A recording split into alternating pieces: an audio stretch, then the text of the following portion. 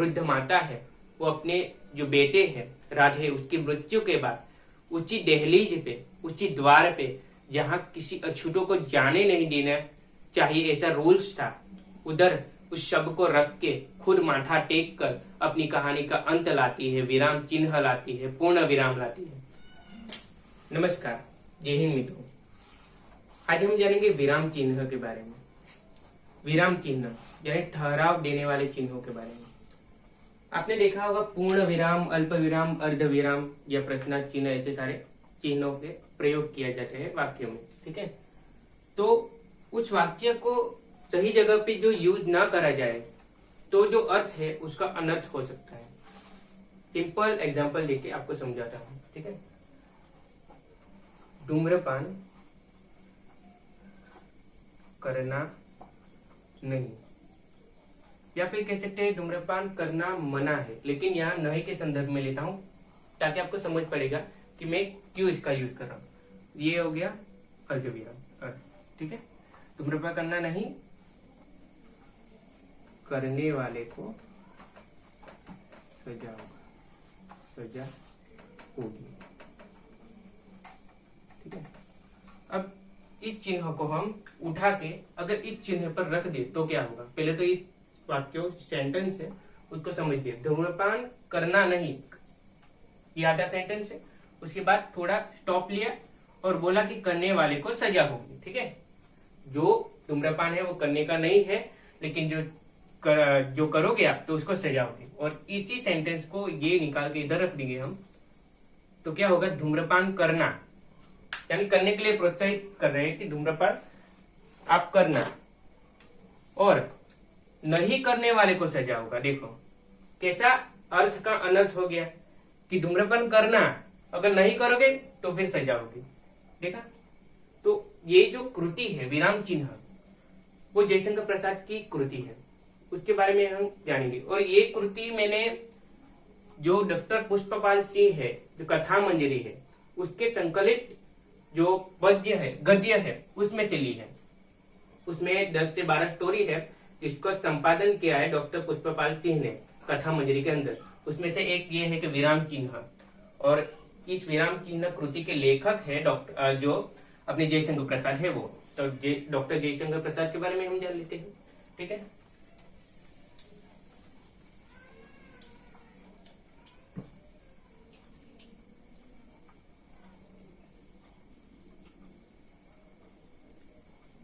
जयशंकर प्रसाद, इनके पिता का नाम था देवी प्रसाद शाह। ठीक है, इनका माता का नाम था मुन्नी देवी, और इनके दादा का नाम भी दिया है शिवरत्न साहू। शिवरत्न साहू। अब ये जो लोग हैं वो एक परिवार में से आते हैं, शुंघनी साहू में से, शुंघनी साहू। ठीक है, और ये शुंघनी साहू क्या है कि इनके जो दादा थे वो तंबाकू का बिजनेस करते थे। ठीक है, लेकिन तंबाकू का बिजनेस करते थे, लेकिन वो जो अपनी कृति है उसका बिजनेस नहीं करते थे। जयशंकर प्रसाद अपनी कृति का बिजनेस नहीं करते थे। ठीक है, और इनकी झलक देखने मिलती है जब भी आप काशी, इनका जन्म काशी में हुआ था। ठीक है, जब आप काशी जाओगे उस समय में 1889 में, 1889 में, उस समय जब आप जाओगे और कहोगे कि शुंघनी साहू, तो आपको पता चलेगा कि शुंघनी साहू में जयशंकर प्रसाद है। और जनरली आप बोलेंगे जयशंकर प्रसाद के घर जाना है तो आप नहीं जा सकते, क्योंकि इतना फेमस नहीं थे ये शुंघनी साहू के नाम से, क्योंकि वो शुंघनी साहू क्या, उसके दादाजी तंबाकू का बिजनेस करते थे। ये सिर्फ बेसिक नॉलेज दे रहा हूँ क्योंकि हम डायरेक्ट विराम चिन्ह पे आने वाले हैं, इसलिए। इनका जो जयशंकर प्रसाद नाम पड़ा है वो किस आधार पर पड़ा है, इसके पीछे भी स्टोरी है। ठीक है, तो इनके पिता देवी प्रसाद और मुन्नी देवी, उनकी कोई संतान नहीं थी। तो एक दिन एक महंत जी आते हैं, एक महात्मा आते हैं, उनको कहते हैं कि आप शंकर भगवान के द्वार पे जाओ, मंदिर में जाओ, मन्नत मांगो, पूजा करो, आराधना करो, और आपको बच्चा होगा ऐसा करके। वो ऐसा ही करते हैं, जो भगवान शिव जी है उनके मंदिर में जाते हैं, पूजा करते हैं, आराधना करते हैं, दिन रात एक कर देते हैं अपनी भक्ति में। और ऐसा कहा जाता है भक्ति से प्रसन्न होके जो भगवान शंकर है उसके प्रसाद रूप में जो मिला, भगवान शंकर के प्रसाद रूप में जो मिला, तो उनका नाम रख लिया देवी प्रसाद। देवी प्रसाद बोलते, जयशंकर प्रसाद उनका नाम रख लिया। क्यों? क्योंकि देवी प्रसाद और मुन्नी देव को जो संतान हुई वो भगवान शंकर के प्रसाद के रूप में हुए, इसलिए उनका नाम पड़ गया जयशंकर प्रसाद। और मैंने पहली वाली वीडियो में इनकी कृति के बारे में, जो काव्य है उसके बारे में बताया था। आंसू की आती है शून्य स्थिति जो लौट ध्वनि प्रतिध्वनि मेरी, टकराती बिल खाती पगली से देती थी। बहुत अच्छी पंक्तियां हैं इनकी, आप जरूर सुनिएगा। तो उन पंक्तियों के बारे में बताए, वो पंक्तियां भी इन्होंने ही लिखी है, जबकि ये 7वीं में फेल हो गए थे। देखिए 7वीं में फेल हो गए, फिर भी इतनी अच्छी अच्छी कविताएं लिखी। तो जो शिक्षा होती है कोई डिग्री के मोहताज नहीं होती। ऐसा नहीं होता है कि डिग्री मिल गई तो वही आपके ज्ञान में वर्धन हो रही। आप बिना डिग्री से भी बहुत कुछ कर सकते हो, ठीक है, इन्होंने करके बताया है। अभी और डिटेल जान लेते हैं इनकी कृतियों के बारे में। जो उपन्यास है, नॉवेल कह सकते हैं, वो 3 उपन्यास इन्होंने लिखे हैं, ठीक है। तो पहला कंकाल, दूसरा उपन्यास तितली और तीसरा इरावती। ये 3 उपन्यास है जो इन्होंने लिखे।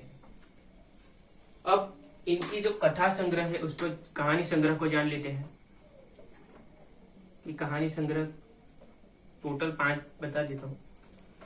पहली कहानी संग्रह है छाया।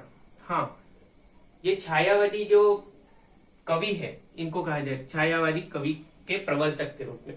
जो कविता है, जो लेखक है वो छायावादी लेखक है, ऐसे कहते हैं। और यही इनकी पहली कृति थी, कहानी संग्रह थे।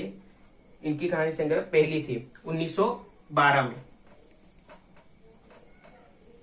एग्जैक्ट डेट दिया है मैंने क्योंकि इसमें लिखा है, बुक में लिखा है, कथा मंजरी जो है डॉक्टर पुष्पपाल सिंह के संपादित, उसके अंदर ये डेट दी गई है। और इनका नाम जो था, इनके पिता का नाम, जयशंकर प्रसाद के पिता का नाम, वो भी इसके अंदर दिया है, वही है। मैंने कुछ चेंज नहीं किया है। देवी प्रसाद है तो देवी प्रसाद ही है। छाया और दूसरी 4 है उनकी, आंधी है, इंद्रजाल है,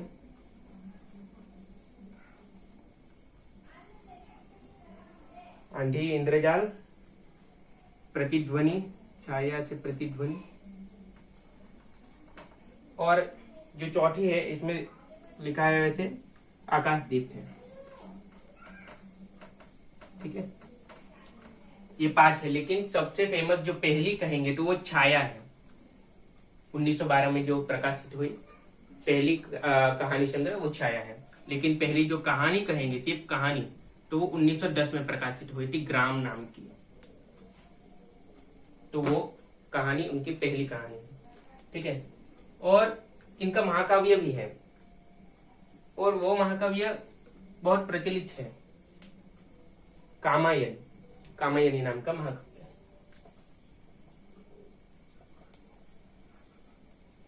ठीक है। ये इनका महाकाव्य है जो बहुत प्रसिद्ध है। और जनरली पूछा जाता है कि महाकाव्य कौन सा है इनका जो बहुत प्रचलित है, तो वह कामायनी। पसीने के कारण कई सारी चीजें भूल रहा हूं, क्योंकि अभी वीडियो बनाना है मुझे, तो पंखा बंद रखना पड़ता है। इरिटेशन होता है, इरिटेशन होता है, जिसकी वजह से कई चीजें भूल जाता हूँ, ठीक है।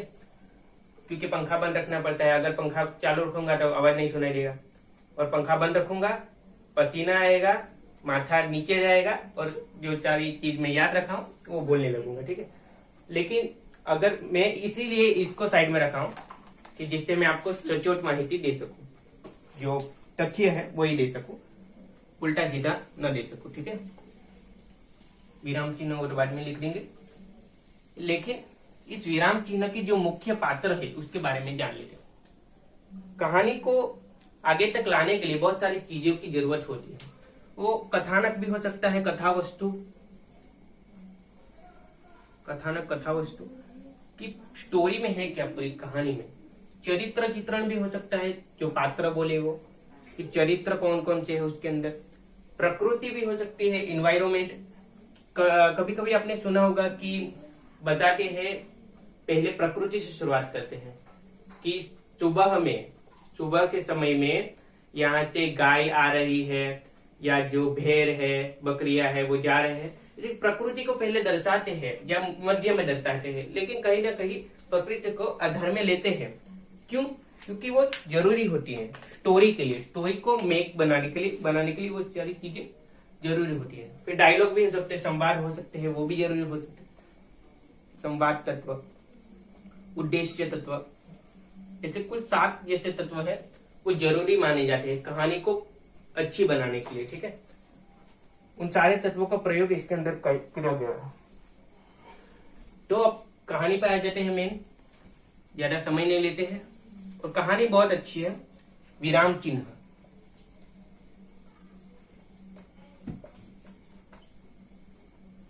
विराम चिन्ह अभी साफ किया है, इसलिए ठीक से दिखाई नहीं देगा, लेकिन दिख जाएगा। ठीक है, समाज के जो वर्ण है, क्षत्रिय, ब्राह्मण, शूद्र या वैश्य, तो जो पिछड़ी जाति के लोग हैं, कई जगह ये माना जाता है कि उनको मंदिर में प्रवेश करने देने का नहीं, और ऐसा होता भी है, नहीं करने देते हैं।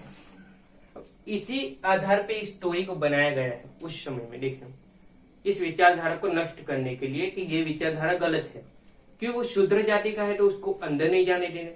ठीक है, तो उस विचारधारा को इसके अंदर लिया गया है। तो जो मेन पात्र है वो राधे है, कथानक, कथानायक, उसकी बूढ़ी माँ है, बुढ़ी माँ, उसका चरित्र इसके अंदर है। या महंत जी जो इसके पुजारी है, जिस मंदिर में इनको नहीं जाने देता इन लोगों को। ठीक है, उस मंदिर के पुजारी है। या जमादार ले लीजिए, कुंज बिहारी। जमादार जनरली उसे कहा जाता है कि सारे लोगों पर, हम कुछ लोगों पर, छोटे लोगों पर प्रभुत्व रखे, हमारा निरीक्षण रखे, तो जमादार उसे कह सकते हैं। ठीक है, तो उस 4 आधार पर बेस पे ही कहानी पूरी चल रही है कि राधे है, बुढ़ी माँ है उसके, महंत जी है, तो जमादार है। तो कहानी पे सीधे आते हैं। और ये डॉक्टर पुष्पपाल सिंह संकलित जो कथा मंजरी है, उसका पहला चैप्टर या दूसरा चैप्टर ऐसे कह लेते, विराम चिन्ह, उसके अंदर है। तो वो जो कहानी है वही डायरेक्ट आपको बताता हूँ, डायरेक्ट कि कौन कौन सी बातें इसके अंदर कही गई हैं। कहते हैं, देव मंदिर के सिंहद्वार से कुछ दूर हटकर वह छोटी सी दुकान थी, जो गुड़िया है क्योंकि छोटी सी दुकान बताई गई है कि जो मंदिर है उसके बगल में। आपने देखा होगा बड़ी बड़ी दुकानें होगी मंदिर के आसपास, तो आप कभी भी जाओगे तो कहाँ से खरीदी करोगे, बड़ी दुकानों से या छोटी दुकानों से। ठीक है, बड़ी दुकानें से ही करोगे, लेकिन जो छोटी दुकान पे बैठी ये बुढ़िया है, उसके बारे में बताया है कि सुपारी के घने कुंज के नीचे एक मैले कपड़े के टुकड़े पर सूखी हुई घार में 3-4 केले, 4 कच्चे पपीते, 2 हरे नारियल और 6 अंडे लेकर एक बुढ़िया उसको बेचने की कोशिश कर रही है। 3-4 दिनों से भटकती रहती है, बिक नहीं रहा, और उसके सामान जो बिक नहीं रहा तो पैसे कहाँ से आएंगे, और पैसे नहीं आएंगे तो खाना कैसे बनेगा। वही कहानी है। तो बाद में कहते हैं, मंदिर से दर्शन करते लौटते वही जो भक्त है, उन लोगों को उन पे दया भी नहीं आती, वो उनकी तरफ देखते भी नहीं है, ध्यान देने की आवश्यकता भी नहीं समझते हैं जो लोग हैं, क्योंकि वो छोटी दुकान से छोटी झोपड़ी नीचे बैठ के वो सारी चीजें हैं, अंडे है, केले है, ये सारी चीजें बेच रही हैं। तो जितनी सारी चीजें मिल रही है उनको वही चीजें बेच रही है, और छोटी सी दुकान में बेच रही है इसलिए। और जो लोग होते जनरली पैसे वाले खास करके, वो छोटी दुकान से नहीं लेते, बड़ी दुकान से लेते। उनको क्या है, छोटी दुकान से लेंगे तो हमारी प्रतिभा, मान सम्मान वो सारे गिर जाएगा ऐसा करके। लेकिन इनकी परिस्थिति नहीं देखी, इनकी घर की परिस्थिति सामाजिक होगी, आर्थिक होगी, जो भी इनकी मेंटल लेवल की परिस्थिति देखे, इनको खाने के लिए खाना भी नहीं है। ठीक है, आगे कहते हैं अर्धनग्न इनकी अवस्था, इसका चरित्र का चित्रण कर रहे हैं। अर्धनग्न वृद्धा दुकान वाले भी किसी को अपनी वस्तु लेने के लिए नहीं बुलाते, वो भी यह उसका स्वाभिमान देखो, वो सामने से नहीं कहती कि आओ आओ सामान ले लो ऐसे करके, ठीक है। वह चुपचाप अपने केलों और पपीतों को देख लेती है। मध्या बीत जाती चला, मध्या यानी दोपहर का समय आ गया, खाने के लिए है नहीं, कुछ चीज बेचेंगे तो खाएंगे ना, ठीक है। उसकी कोई वस्तु न बिकी, उसकी कोई चीजें नहीं बिकी है, मुंह की ही नहीं उसके शरीर पर की भी छुरियां रूखी होकर ऐठी जा रही थी। मूल्य देकर भात डाल की हांडियां लोग लिए चले जा रहे थे। मूल्य देकर जो बहुत सारी चीजें हैं वो लेकर अंदर जाते हैं, बाहर आते हैं मंदिर की, क्योंकि मंदिर के साइड में उसकी दुकान लगी है, इसलिए जो भी चीजें हैं वो अंदर लेके जाते हैं या बाहर लेके जाते हैं, ऐसा। बाद में कहते हैं मूल्य देकर मंदिर में भगवान के विश्राम का समय हो गया है, यहाँ भगवान के विश्राम के समय हो गया है। उसके बाद क्या कहते हैं कि उन हड्डियों को देखकर उसकी भूखी आंखों में लालच की चमक बढ़ी, किंतु पैसे कहाँ थे, इनके पास तो पैसे नहीं है, कुछ चीज बिकेगी तो पैसे मिलेगा ना, ठीक है। पैसे नहीं है, आज तीसरा दिन था, मैंने बोला 2-3 दिन से कुछ बिका नहीं है, इसलिए इनके पास पैसे नहीं है, तो आज तीसरा दिन है उसका। उसे 2-1 केले खाकर बिताते हैं, अभी कुछ चीज बिकी नहीं तो पैसे नहीं तो कुछ चीज लाएंगे नहीं, तो जो है अपने पास वही खा लो, ठीक है। कैसे तो गुजरान करना पड़ेगा अपने पेट का, तो वो जो चीज है उसके पास केले वही लेके खा लेते। उसने एक बार भूख से भगवान की भेंट कराकर क्षण भर के लिए विश्राम है, भगवान को नमन कर लिया, जो आपको ने दिया वो मैं मान लेती हूँ, ठीक है।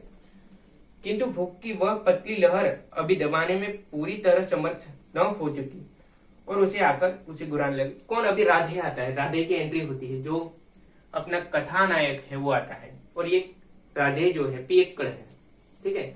इसमें ये कैरेक्टर जो पियक्कड़ है और वो जब मंदिर में जाता है तब उसकी क्या दशा होती है वो लास्ट में आप देखने देता है, ठीक है। सब लोग जाकर खा पीकर सो रहे हैं, ये राधे बोलता है कि सब लोग जाकर खा पीकर सो रहे हैं, तू यहाँ बैठी हुई देवता का दर्शन कर रही है, कि तू यहाँ बैठ के देवता का दर्शन कर रही है, क्या कर रही है तू? अच्छा, तो आज भी कुछ खाने के लिए नहीं है, 2-3 दिन पहले से आया होगा, उस दिन भी नहीं था खाने के लिए, और आज तीसरा दिन है। और राधे बोलता है कि माँ तू जो दर्शन है तो भगवान है उसका दर्शन कर रही है और यहाँ पड़ी रही है, लगता है आज भी खाने के लिए कुछ नहीं है, ठीक है। उसको पीने के लिए पैसे मिल गए, बस खत्म। माँ की हालत भी नहीं दिखता और कहता है अच्छा तो आज भी कुछ खाने के लिए नहीं, बेटा 1 पैसा का भी नहीं बिका। माँ कहते कि 1 पैसा का भी कुछ चीज बिकी नहीं है, क्या करो बेटा?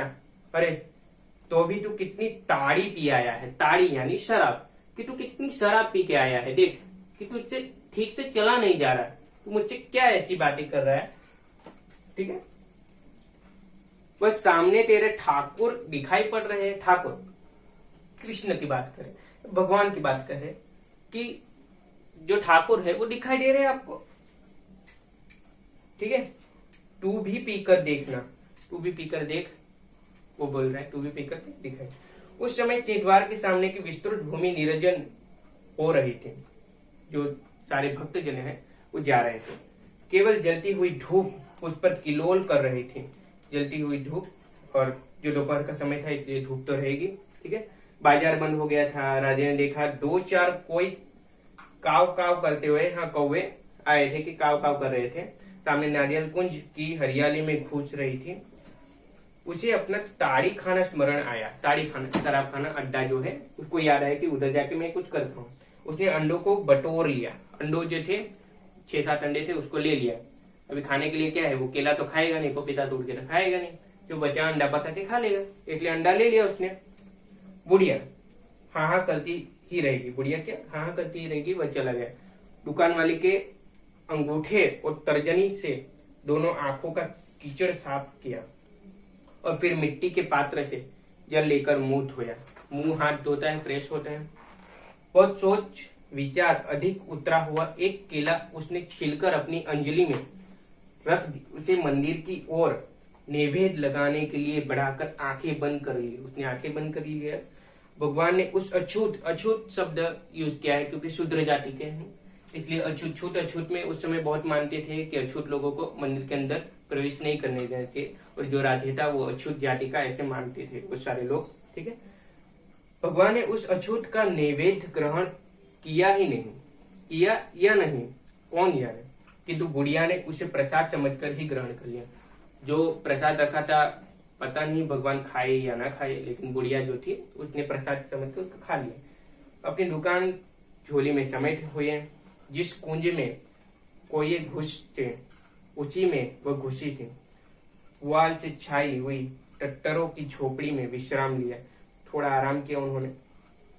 उसकी स्थावर संपत्ति में वही नारियल का कुंज, उसकी जो संपत्ति थी, मैंने शुरुआत में बोला ना, वो नारियल लेके आई थी, कुछ केले लेके आई थी, अंडे लेके आई थी, तो उसका ही विवरण किया गया था उसके पास कौन कौन सी चीजें थी। तो उसमें बताया कि नारियल का कुंज था, 4 पपीते थे, और छोटी सी पोखरी के किनारे पर के कुछ केले के वृक्ष थे।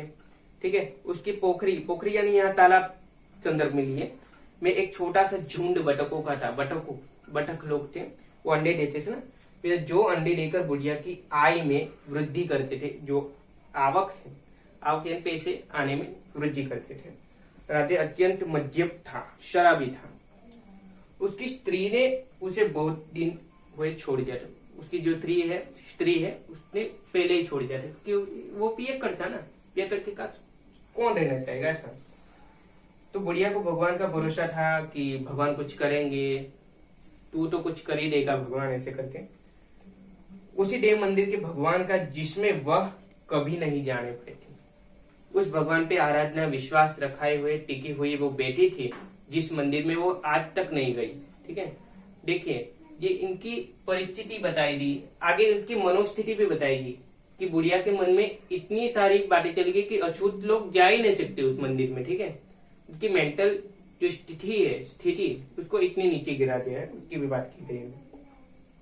अभी वह विश्राम की झपकी ले ही रही थी कि महंत जी जो यहाँ के पुजारी, मंदिर के पुजारी, वो आए कि जमादार जो कुंज बिहारी थे ने कड़े स्वर में पुकारा। अभी जो जमादार है कुंज बिहारी, वो कड़े स्वर में बोलते हैं कि तेरा पता चला है कि तेरा बेटा कल कुछ अछूतों के साथ मिलकर मंदिर में जाने वाला है। ये बात कहीं से मिली है मुझे, ऐसा बोलता है कुंज बिहारी। और उसकी माँ बाद में बोलते हैं कि नहीं, आपको ऐसा किसने बोल दिया कि मेरा जो बेटा है वो कल मंदिर में जाने वाला है कुछ अछूतों के साथ। ठीक है, इतनी देर में क्या होता है, जो राधे होता है वो फ्रेश होके आ जाते हैं। चलो अब बताते हैं उसको ऐसा करते हैं। उसके हाथ में एक साइड में लाठी होती है, वो पियक्कड़ है, जैसे बोलते हैं हाँ जाऊंगा, सब तेरे बाप का भगवान है, सब तेरे बाप के भगवान है, ऐसे बोलते हैं।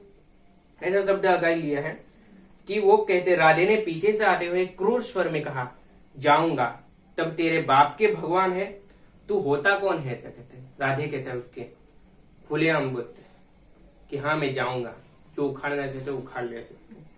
अरे चुप रहे राधे, उसकी माँ बोलती है, ऐसा भी कोई कहता है, अरे तू जाएगा मंदिर में। अभी इसकी मनोस्थिति आएगी, भगवान का कोप कैसे रोकेगा रे। बुढ़िया गिड़गिड़ाने लगी। कुंज बिहारी जमादार ने राधे की लाठी देखते हुए, जो मैंने बोला लाठी लेके आया था इसीलिए, उसने कहा जाना राधे, कल देखा जाएगा ना, जो होगा वो कल देख लेंगे, जाना ऐसा बोल जाए, क्योंकि अभी लाठी थी हाथ में, नहीं पता कहाँ माथा वाठा में मार देता, पड़ जाता उधर। ठीक है, इसीलिए जमादार धीरे धीरे से पीछे सिसकने लगा, वो निकलने लगा कि पतली गली से निकलते हैं, अब तो कुछ होने वाला नहीं है। अकेले अकेले बैठकर भोग प्रसाद खाते खाते बच्चों को लोगों चर्बी पड़ गई है। जो भोग प्रसाद बढ़ जाती है वो पुजारी लोग हो जाते हैं, जमादार लोग वो खा लेते हैं, भगवान तो खाते नहीं है, किसी ने देखा हो तो अलग बात है। तो वो बचे हुए जो प्रसाद है वो लोग खा लेते। कभी तुझे दिया है ऐसा करके आगे सवाल भी उठता है, तो प्रसाद जो कभी झूठा बच गया वो भी तुझे दिया है ऐसा करके माँ को बोलता है। दर्शन नहीं ले, तेरा भात छीन कर खाऊंगा, वो तब मन में ही बोलता है, दर्शन नहीं करूंगा, सिर्फ तेरा भात छीन कर खाऊंगा, ऐसे बोलते कि जो पुजारी है या जमादार है वो अच्युत के घृणा रखते हैं, अच्युत के प्रति घृणा रखते हैं। वो ऐसे आधार भाव नहीं रखते कि आओ आप बैठो हमारे साथ, ऐसा नहीं। देखोगा कौन रोकता है, वो बोलता है मैं देख लूंगा, मुझे कौन रोकने वाला कौन है। राधे गुराने लगा। कुंज तो चला गया। बुढ़िया ने कहा बाद में, राधे बेटा आज तक तूने कौन से अच्छे काम किए हैं, देखे मनोस्थिति कि किसी ने अच्छे काम किए हैं तो ही वो मंदिर में जा सकता है। बड़े बड़े जो पापी लोग हैं वो भी मंदिर में जाते हैं। तो ये बुढ़िया की मनोस्थिति की बात की है कि वो कहती है कि राधे बेटा, आज तक तूने कौन से अच्छे काम किए हैं जिसके बल पर मंदिर में जाने का साहस करता है तू? ना बेटा, ये काम कभी मत करना। अरे ऐसा भी कोई करता है? ऐसा नहीं करना, क्योंकि वो अछूत है, या फिर तूने अच्छे काम नहीं किए हैं, कर्म नहीं किए हैं, जिससे तू नहीं जा सकता मंदिर के अंदर, ऐसे बता दिया है, मेंटालिटी फिक्स कर दी है। ठीक है, तूने भात बनाया है आज, फिर से वही सवाल पे थे जो फ्रेश होने के पहले पूछा था कि भात कुछ खाना बनाया है ऐसे करके, तो माँ फिर से नहीं बोलती थी, नहीं बेटा नहीं बनाया है, आज 3 दिन से तो पैसे तो मिले ही नहीं है, चावल के पैसे भी नहीं है, तो कहाँ से बनाओ, ऐसे कहती है।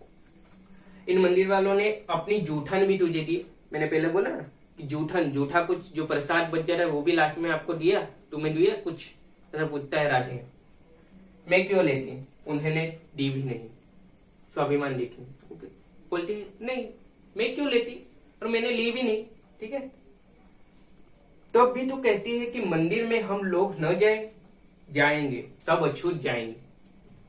वो कहता है कि तब भी तू यह मानती है कि हमें अछूत लोग हैं इसलिए हमें मंदिर में नहीं जाना चाहिए, हम सब जाएंगे, ऐसे कहते हैं, सब अछूत लोग मिलके जाएंगे। अब इसलिए वो जो ताड़ी खाने जाते हैं, शराब खाने अड्डे पे जाते हैं, और जो इसके अछूत मित्र है, अछूत तो नहीं सकते लेकिन इस संदर्भ में लेते हैं, अछूत मित्र है, उसको ले लेते हैं साथ में, संगठन जैसे माना के वो मंदिर के पास सवेरे जाने वाला होता है, तब जाता है। दूसरे दिन मंदिर के द्वार पर भारी जमघट था, मेरा जैसा बन गया था, क्योंकि एक साइड अछूत लोग थे, एक साइड पुजारी लोग थे।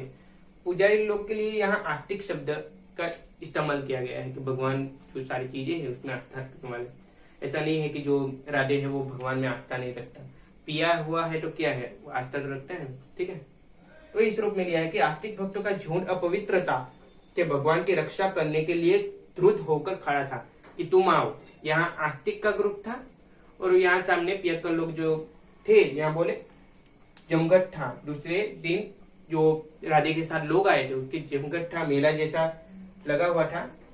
अभी उधर सैकड़ों अछूतों के साथ राधे मंदिर में प्रवेश करने के लिए तत्पर था कि अभी बस निकलने ही वाला था, इधर खड़ा, और इधर ये सामने पुजारी लोग जो जा रहे सारे थे, आस्तिक लोग, वो इधर खड़े थे। ठीक है, निकलने ही वाला था, तब क्या होता है, पीछे से वो लाठी मारता है। कौन?